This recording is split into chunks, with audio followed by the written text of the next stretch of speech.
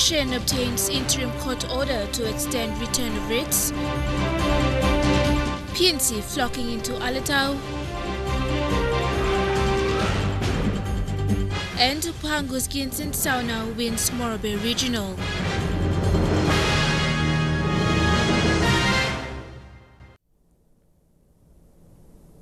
Good evening. Thank you for joining me with this afternoon's news. Former teacher and Pangu Party's candidate Ginson Saonu was declared as Morobe's governor-elect by the provincial returning officer Simon Soheke. Saonu exceeded the absolute majority after elimination 23 by over 20,000 votes, finishing with 128,448. Being under the Pangu banner, Saonu said agriculture and education will be his focus areas of development in the next 5 years. Eliminations for the Morobe Regional seat continued till 8 o'clock last night. After the final elimination, the results were clear. Pangu's Ginson Saonu was to be declared. He arrived at the regional counting centre at 9 o'clock accompanied by his supporters. At 9:36 p.m, the official declaration was made by provincial returning officer Simon Soheke. She is now the duly elected governor for Morobe province. The writ was signed and the governor-elect presented to the people. Today is a new day for the development of Morobe province. The governor-elect maintained his lead from the primary counts. Saonu's highest number of votes came from Bulolo, Minyamya, Makam and Kabum, scoring over 10,000 votes in each of those districts. After the 23rd exclusion, Saonu had exceeded the absolute majority, finishing with 128,448 votes. United Party candidate Luther Wenge finished second with 88,174. The incumbent Kelly Naru was the 22nd candidate to be eliminated. Being under the Pangu banner, agriculture and education will be Saonu's focus areas. One of the important things is agriculture. So that is one of the areas that we will be giving priority to.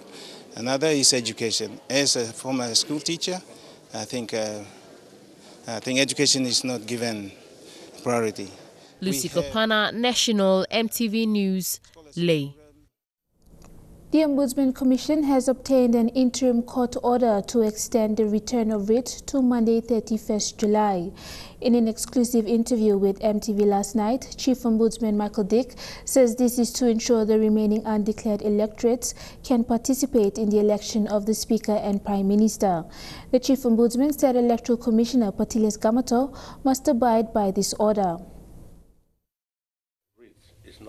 The head of the Ombudsman Commission was accompanied by legal counsel Dr. Virgil Narakobi and Ombudsman Richard Pagan. The Chief Ombudsman says the court order is to give democracy and justice to the other open electorates who must participate in electing the Prime Minister and formation of government. To complete and then the writs to be returned to give them that opportunity and that right to participate to appoint the Prime Minister and the Speaker. Right. That's essentially what we obtained from the court. It's a Supreme Court order here. Yesterday, Electoral Commissioner Patiles Gamato returned only 80 writs to the head of state, Sir Bob Dadai. Thus, the People's National Congress was invited by Sir Bob to form government. However, the OC is urging Commissioner Gamato to follow the constitutional provisions for all writs to be returned. We go back to court on Monday, and the Electoral Commissioner is also required to be present in court, and that's when they can advise us all as to whether this extension will satisfy, would meet all the, would return all the seats. Right. Yeah. The interim court order obtained by the Ombudsman Commission late yesterday provides the extension of the date of the return of writs to Monday, 31st July. Less than 20 seats remain to be declared at this time of broadcast. Yeah. And there is a grey area that was there. Because of this grey area, the Constitution allows that the election must be conducted and returns must come in. The head of the watchdog is urging Mr. Gamato to follow the interim court order. Prior to whenever the first parliament will be convened to elect the Prime Minister and the Speaker. So the Electoral Commissioner must exercise this. This is the order. Parliament is scheduled to have its first sitting on Friday, August 4th for the formation of the 10th government. Jack Lopav Jr. National EMTV News. People's National Congress Labi Amayu was eliminated from the Mosby Northeast count, leaving two surviving candidates, Carl Okuk and John Cowper, surviving through at exclusion 47. Amayu's votes were then distributed to Okuk and Cowper, which saw at exclusion 49 the winning candidate declared by returning officer Thomas Rango. John Cowper, the new member-elect, 1,601, passing the absolute majority of 16,479. He won with 17,218 votes. Cowper was escorted by his wife for the declaration and in his speech said to continue the many work left by his successor, same time develop some plans to improve living standards in the electorate. His win now completes the electorate process of the National Capital District. Leader of People's National Congress Party, Peter O'Neill, has condemned the actions by ousted Ijivitari MP David Aurora. Mr. O'Neill made his statement when responding to questions if PNC was linked to the scuffle at the Tropic Air hangar between ECP Governor-elect Alan Baird and Aurora over Ijivitari MP-elect Richard Masera. Mr. O'Neill also denied claims that it was an attempted kidnap and has stated that he has no other involvement with PNC at present. And I don't think the word kidnap is the word that is appropriate to use on this occasion.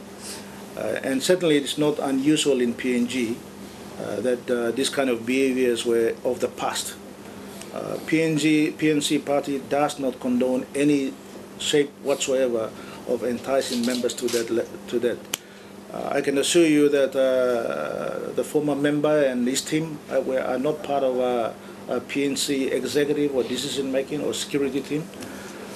I'm told that he accompanied the member who is taken over from him to Port Moresby, and unfortunately National Alliance have thought that he was kidnapped, and they could have certainly approached the member directly himself, and he would have made his decisions to his own way of thinking.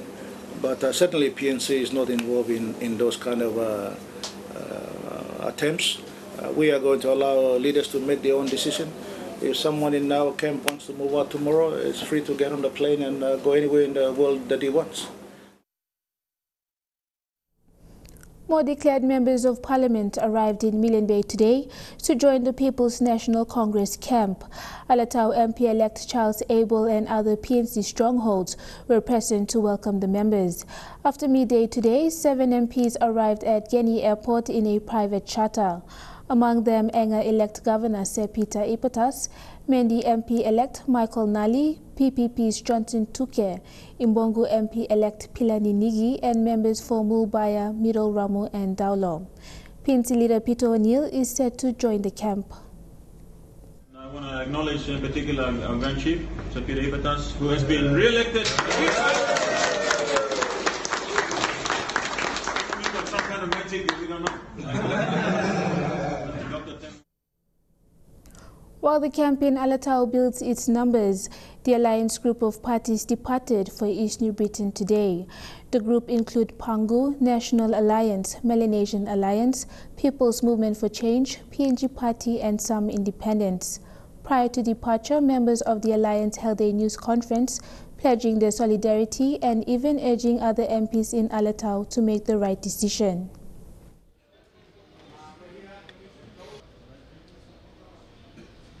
There's a better way of running the government for the good of our country. So we through our leader and our team, we've taken the bold stand to come out and to take the interest for the country and the people of Papua New Guinea. And we have now no choice but to stand up and listen to our people. My appeal to those in the Alotau camp is this. You stood for a better Papua New Guinea. It's time to do something about it. If you stood against PNC, I'm ashamed to see you over there supporting the very regime that you stood and campaigned against. We have to stop now. You must think good, come, you may send him country, now all money got heavy law yet, but straight him one time all, now you may fix him this country, now give him good plug, how money go back to handle people. So I appeal from me, all the line, all leaders, where all Nupla leaders, where now you come inside. You must make him this decision, not for self-interest, but for the interest of our country. I don't understand why you went down there. So me like appeal on Valencia, one of me, politicians, you still have people that think to go down. The invitation is open. Let's come back together and fix this nation. You're watching National EMTV News. After the break, University of Papua New Guinea marks its 62nd graduation. Stay with us.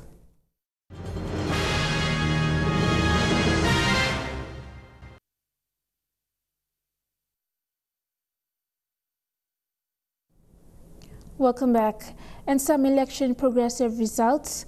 Counting for the Morobe Regional has been suspended while into its first elimination. This is because 10 extra ballot papers were claimed to have been found in the ballot box. Elimination was suspended for close to 2 hours but has resumed at 6 this evening. In the Morobe Regional after count 90. Leading is James Yali with 45,974. Running second is Jerry Singrock with 42,207. And running third is Peter Yama with 35,555. Elimination process has resumed as of 6 this evening.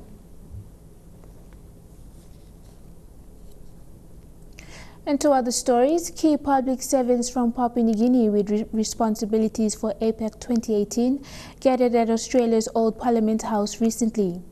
The 53 leading government officials were there to network with their Australian counterparts and strengthen intergovernmental ties. Through the Australian Awards PNG program, they are studying graduate certificates in international relations at University of Queensland and graduate certificates of international trade at University of Adelaide. The recent event was part of a week-long series of exercises for the group, which included an interdepartmental committee meeting with Australian Department of Foreign Affairs and trade officials, a high-level APEC simulation exercise with key stakeholders.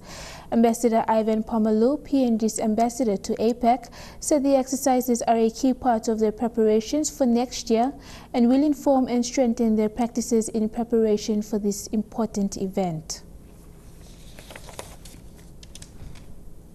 The University of Papua New Guinea has graduated more than 1,000 of its students yesterday at the University Forum Square. This batch was supposed to have graduated earlier in the year. However, due to the student unrest last year, classes were suspended and the university had to reschedule classes to make up for time lost. Students graduated with degrees, diplomas and certificates from business and public policy, law, humanities and social sciences, and medicine and health sciences. This year marks the 62nd graduation for the premier university in the South Pacific. The Tourism Promotion Authority has given 50,000 kina in sponsorship to the 11th Sepik River Crocodile Festival. Chief Executive Officer Jerry Agus said the sponsorship was part of TPA's ongoing support to establish and recognize cultural festivals and shows around the country. He said TPA is proud to support cultural festivals that enhance and give value to tourism development in the country. Mr. August said the TPA sponsorship would go towards the payment of performances fees for the 20 to 25 cultural groups at the festival, as well as pay for other organized cultural activities. Sepik River Crocodile Festival Organizing Committee Chairman Alois Mateos thanked TPA for its ongoing support. He said last year saw 250 tourists, mainly from Europe, attend. More are expected this year. The theme for this year's festival is preserving culture and environment, strengthening tourism. and will take place at the Mbunti station from August 5th to 7th, 2017. New Guinea has recently opened a new Paradise Lounge for its executive club members at Hoskins Airport, West New Britain. Opening the lounge, the airline's Chief Executive Officer, Simon Fu, said New Guinea strives to improve customer services, and the new and improved lounges are a part of this. Hoskins Chamber of Commerce President Ian O'Hanlon, when cutting the ribbon to open the new lounge, said that they are pleased with the new facility and are eager to start using it. The executive club members also have the privilege of enjoying the comfort of New Guinea partner lounges and purchase in-flight duty on discount when traveling overseas. Another feature associated with the automated points accrual and redemption is expected by September. Pacific Island countries and territories have called for the establishment of a Pacific Community Center for Ocean Science. They made a call at the Pacific Community's 10th Governing Body Conference in Noumea, New Caledonia. The center, to be hosted at SPC, will draw on the scientific and technical expertise across the organization's different work programs. These include fisheries, geoscience, and look to complement ongoing regional efforts for the sustainable management of the Pacific region's oceanic resources. Cook Islands will host the 11th Conference of the Pacific Community in 2019. You're watching National EMTV News. I'll have for you the stories making headlines overseas when we return.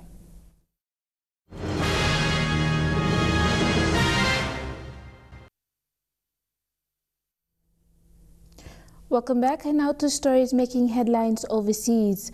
In the U.S., the White House Chief of Staff, just 189 days, is one of the shortest on record. CNN's Jeff Zeleny has more on whether his exit could signal a new direction for the Trump White House. Shakeups of his administration so far, about 6 months in, announcing a new Chief of Staff, accepting the resignation of Chief of Staff Reince Priebus and saying he will name General John Kelly, who's currently the Homeland Security Secretary. He will start on Monday as the new Chief of Staff here at the White House. It is a sign, the president said, that he needs a new direction going forward, new leadership going forward. Now, this comes at the end of a tumultuous week here at the White House, where a week after the new communications director, Anthony Scaramucci, was appointed, had a very public and remarkably vulgar feud with Reince Priebus, the Chief of Staff. All that coming to an end. Reince Priebus saying he's going to resign. He still supports the president, but knows that the president needs a new direction here. But now appointing General John Kelly, Chief of Staff, gives what many advisors and supporters of the president hope is a new direction, some new discipline on this White House as it tries to move its agenda forward. This week saw a collapse of the Republican health care bill. It saw a public feud with the Attorney General. It saw a rift with the Pentagon over a decision for essentially banning transgendered service members from serving in the military. So this is a moment for a reset for this president. General John Kelly, a four-star general who has a decorated service record. He starts here on Monday. Reince Priebus, the former chairman of the Republican National Committee, he said he'll start taking a vacation.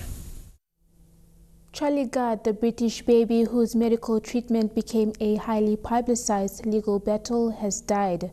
He passed away 1 week before his first birthday. CNN's Eric McLaughlin has more on the little boy who captured the world. Charlie Gard's parents had hoped their son would live to see his first birthday. But on Monday, Charlie's parents gave a gut-wrenching and heartbreaking statement, revealing that was not meant to be. We've decided that it's no longer in Charlie's best interests to pursue treatment, and we will let our son go and be with the angels. Time, they said, had become their enemy. The protracted legal battle meant the window of opportunity to treat Charlie had closed. We now know, had Charlie been given the treatment sooner, he would have had the potential to be a normal, healthy little boy. Charlie's parents had been fighting the courts and the Great Ormond Street Hospital, which said he had irreparable brain damage caused by an extremely rare and experts say terminal genetic disease called mitochondrial DNA depletion syndrome. Charlie, unable to move his arms and legs or breathe on his own, was suffering with no hope of recovery, court said in June, siding with the hospital, saying it was in Charlie's best interest to allow him to die. But his parents felt they had a sliver of hope, a chance for experimental treatment in the U.S. that might offer a small improvement of Charlie's quality of life. And so they vowed to fight on. He's our son, he's our flesh and blood. We feel that it should be our right as parents to decide to give him a chance at life. They had hoped for a miracle. Their fight gained allies and world leaders with tweets from Pope Francis and U.S. President Donald Trump. Experts flew from the U.S. to the U.K. to conduct tests on Charlie's brain function, leading up to what many believe to be a final showdown in court once again this week, pitting the hospital's view against loving parents willing to do anything for their son. But instead, the latest scans revealed there was no longer any chance of recovery, a devastating outcome that led Charlie's parents to wonder about what might have been. Charlie has been left with his illness to deteriorate devastatingly to the point of no return. We will have to live with the what-ifs, which will haunt us for the rest of our lives. At the end of a long and public fight over Charlie, his parents shared one last goodbye to their baby boy before retreating from public view to spend their last moments with their dying son. To Charlie, we say, Mummy and Daddy, we love you so much. We always have and we always will, and we are so sorry that we couldn't save you. Sweet dreams, baby. Sleep tight, our beautiful little boy. We love you. A Venezuelan government ban on protests seemed to prevent large-scale demonstrations on Friday, but smaller clashes erupted anyway in Caracas as protesters blocked streets ahead of Sunday's controversial election. The opposition fears President Nicolas Maduro is trying to create a dictatorship to the vote for a new assembly. CNN's Leila Santiago was in Caracas with more on these rising tensions. Is Altamira Plaza. It's a symbolic area for the opposition of the government. Just yesterday, they banned protests, and yet you can still see that they have blocked the road. These are called trancas, and these young men have signs that say President Maduro. They call him the worst president and even call him corrupt. This is something that you'll see in different parts of the city. And let me show you the support that the opposition has. You can see the Venezuelan flag. You can see press. You can see people of all ages. And as we have talked to people in this area, they have told us that this is about freedom. This is about basic human rights, because they believe that on Sunday, the election for a new assembly that could rewrite the Constitution is something that violates their rights here in Venezuela. The government has already announced that it will be deploying 378,000 troops to ensure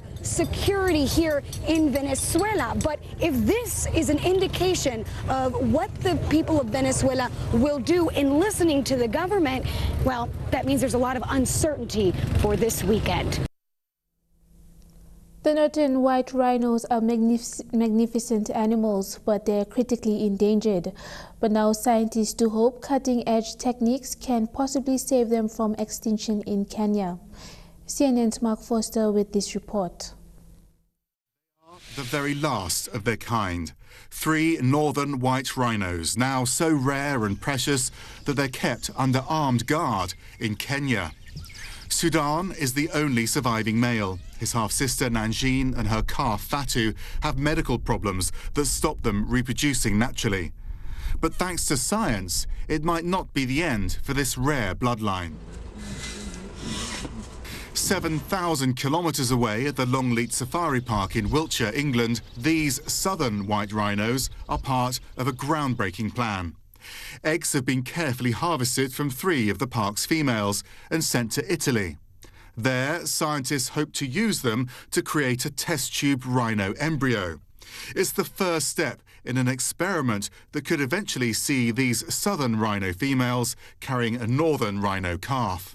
And they've got only a very limited supply of the sperm from the northern white rhinos. There's only 3 of them left in the entire world, so they've got that limited genetic bank. So what they're planning on doing is also experimenting with mixing southern white rhino sperm, southern white rhino eggs, and reimplanting that just to fine-tune their success rate, so that when they utilise the northern white rhino sperm, they know that it's really going to count. If the experiment proves successful, the next step will be to create an embryo using sperm and eggs from the northern white rhinos. Those embryos are then going to be re-implanted into southern white rhino females, surrogate mothers if you like, maybe even ours here at Longley, and secure the northern white rhino as a species. Scientists are hoping to extract eggs from the remaining northern white rhinos by the end of the year, but don't expect calves anytime soon. Rhinos have one of the longest gestation periods of any animal and are pregnant for up to 18 months. Max Foster, CNN, London. Chukai Sports is next. I'll have the details for you after the break.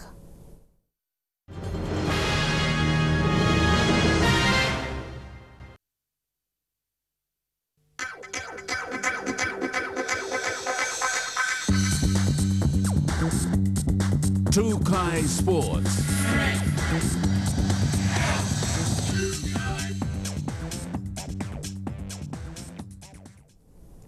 Welcome to Chukai Sports. Rugby League legends Scott Prince, Justin Hodges and Lote Tokiri arrived in the country yesterday. The legends are here to see what they can do to help the community and promote the Rugby League World Cup. Here he is about to play game number 100. It's been a while since league great Lori Tokiri has been in Papua New Guinea. He visited PNG back in 2005 when he went to Kokopo for a holiday. The 37-year-old rugby player, along with Justin Hodges and Scott Prince, will be visiting different hospitals during their stay. Helping out with the World Cup and at the end of the year, and and just come up and say hello. Actually, we plan to go around, around Papua New Guinea later on in the year. But now just a bit of a fact-finding mission and saying hello to some of the people up here that is going to be involved with the Rugby League World Cup. Tonight, a corporate and social night will be held at the Hideaway Hotel. Papua New Guinea people love the rugby league, and they definitely show that with their their affection and how they go around, and we've been welcomed really well. Had a great time in Moresby yesterday, and will again today with what we're doing tonight, with a function we're having over at I think it's called the Hideaway maybe. They visited the National Football Stadium last night. Tokiri was amazed at the transformation of what used to be the Lloyd Robson Oval. I haven't been here for a long time actually. I think I played here in 2001 with the Kangaroos at the old Lloyd Robson. Went there last night. It was the new stadium's unbelievable. So I would have loved to have played on that new stadium. Their visit was made possible through Elite Sports Company, Total Fluid Solutions, Hideaway Hotel and Oil Search. Elijah Levitt, National, EMTV Sports. Squash top seed Schubert Makatu was put to the test in his knockout round against Chris Gilpin in the second day of the Port Moresby Tennis and Squash Open. With PNG champion Sware Madako Jr. already in the quarterfinals himself, as well as Robin Morobe, Makatu was out to prove a point against his unseeded opponent. Pushed in the fourth set, Makatu held off Gilpin to win 3 sets to 2 and advance. The semi-finals and final of the tournament is on Sunday.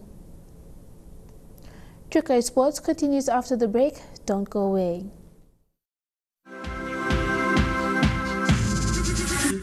Chukai Sports. Welcome back to Chukai Sports. To shooting, with not so much of the competition happening at this time of the year, champion shooter Tanya Mairi Mahuru is dedicating her time to community awareness programs. Mahuru said with the national championship likely to happen in September, she has not lost focus on her training but enjoys her new role as Sustainable Development Gold Champion.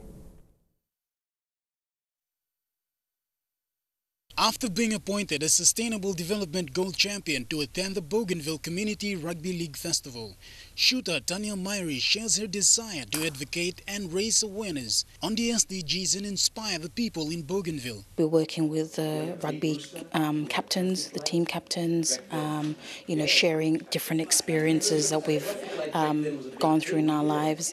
Mahuru has chosen goal number 5, which is gender equality. where she hopes to share her challenges and experience as a woman in the sport of shooting. From my end is that, as a woman and, in the sport of shooting, there's a lot that we can do. So I guess for me, just to empower the next woman if I can through the messages that I go and tell. The Pacific Games medalist said after sharing her experience, she would like to see people who are interested to get involved in the sport that they feel would make a difference in their lives. Apart from the community work, Mahuru and her fellow shooters had been doing individual training in preparations for the national championships in September. Few of us athletes who took part in the Pacific Games so there's actually a certain score that you need to get in order to, so all of us were all doing our own individual training. There are several international competitions on the horizon in which the shooting team is currently aiming for. We do have a few different competitions overseas, but at the moment we're all doing our individual training. After her tour to Bougainville, Mahuru will be out on the shooting range again, lining up her shots for the next event. Shane Saroya, National EMTV Sports. To AFL, reigning International Cup title holders, the Papua New Guinea Mosquitoes, will defend the 2014 AFL title in Australia. The 33-man squad departs early tomorrow for Melbourne, with most of the players being part of the 2014 winning team. Team captain Alphonse Jambarufo said they are confident of doing well and thanked the PNG Sports Foundation's High Performance Centre for training with them for the past 2 weeks. The Mozzies will have a rematch with the 2014 Grand Finalist Ireland in their first match on August 6. Senior Operations Manager of AFL PNG, Rex Lecker, says officials for the 7th BSP PNG Games have been organized to work closely with volunteers from Kimbe, who will be assisting the officials to officiate AFL competitions in November.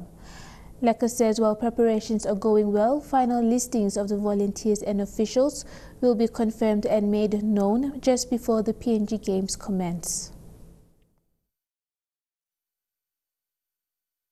Preparations are going well. At the moment, we've got most of the umpires and will be coming from the office, from the AFL PNG office.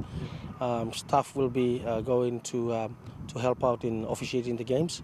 I will also have volunteers from up in West New Britain, from Kimbe Association.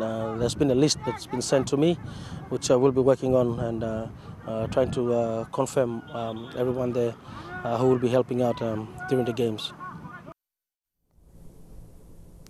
Tens of hot air balloons from Europe and South America lit up the night skies in Italy on Friday in one of the world's biggest ballooning events. The hot air balloons are taking part in the Sagrantino Cup, described by organizers as the most relaxed event in the international ballooning calendar. The hot air balloons were lined up at an airstrip near the Umbrian town of Terni at sunset and fired up simultaneously. According to organizers, the ballooning event in the Umbrian Valley stretches over 10 days and features several occasions for the balloonists to socialize, often over local food and wine. The Port Moresby Tennis and Squad Open began last night with the competition's top-seeded players in both courts doing well in the first rounds. Tonight we'll see PNG's top squad players in Junior Madako and Robin Morobe hoping to make the finals. Squash second seed Robin Morobe showed his court skills in tennis in the opening night of play in last night's first round. Morobe took advantage of his less experienced opponent to claim a 9-love victory and advance to the next round using the Pro Set scoring system. Morobe is amongst a large group of players hoping to make it to Sunday evening's final. Yeah, got up in the first one, 9-0, pretty easy, fast match. Wanted to get it done so I could go on to the squash court for my next game.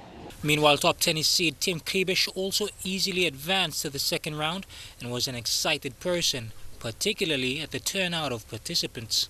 I'm very pleased to see the club so full. All lights are on, all courts are full. We have already plenty games played. The juniors started, I think, 4 o'clock this afternoon, and they have a lot of fun. We have Team PNG here with some, they do some massage and for the legs. And yeah, the best players in tennis just finished, number 1 and number 2. We both through, so very happy. Had a good warm-up, and I'm happy with the start of the tournament.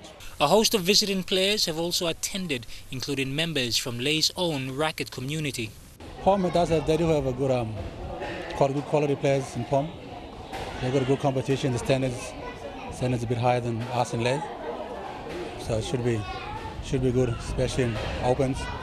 Tonight will feature both tennis and squash head into the quarterfinals across all the separate divisions. Jeremy Moggy, National TV Sports. That ends Chukai Sports, but don't go away. The weather report is next. Stay with us for the details. Chukai Sports.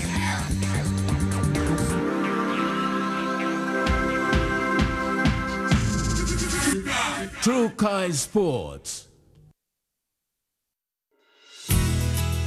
The weather details are proudly brought to you by Dulux Weather Shield. Worth doing with Dulux.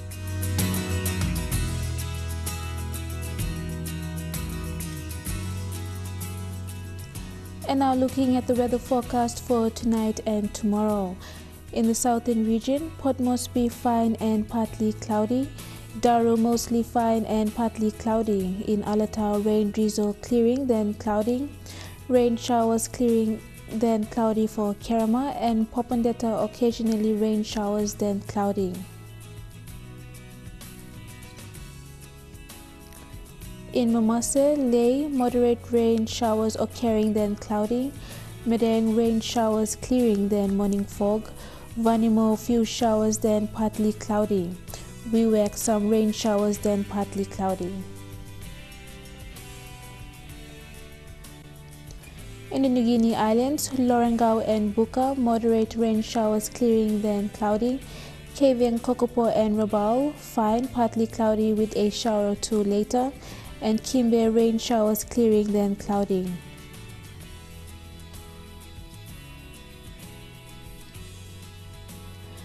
And in the Highlands, all centers morning fog clearing into rain drizzle.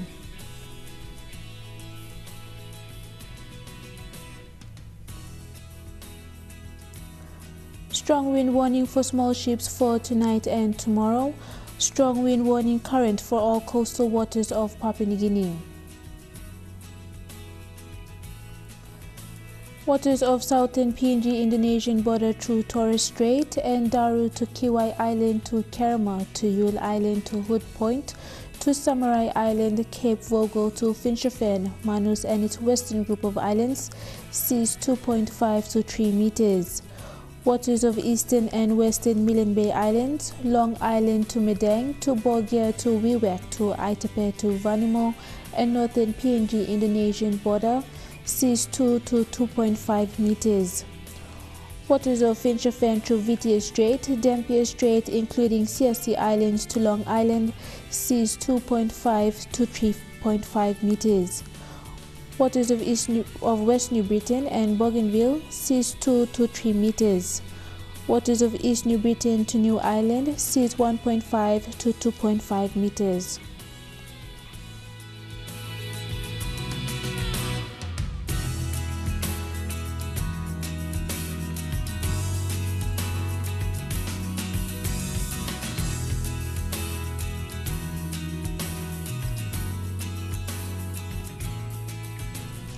Ocean forecast for PNG areas. In the Coral Seas, seas rough with southeast winds at 25 to 34 knots. Solomon Seas, seas rough with southeast winds at 25 to 35 knots. Bismarck Seas, seas rough to very rough with southeast winds at 25 to 34 knots with wind gusts reaching 48 knots in open seas. And the Pacific Ocean, seas slight to moderate with southeast winds at 10 to 20 knots.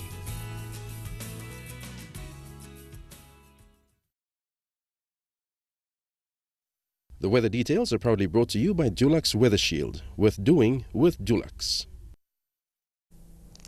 And that was the news, sports and weather for Saturday, the 29th of July 2017. From all of us here at EMTV, pleasant viewing. Good night.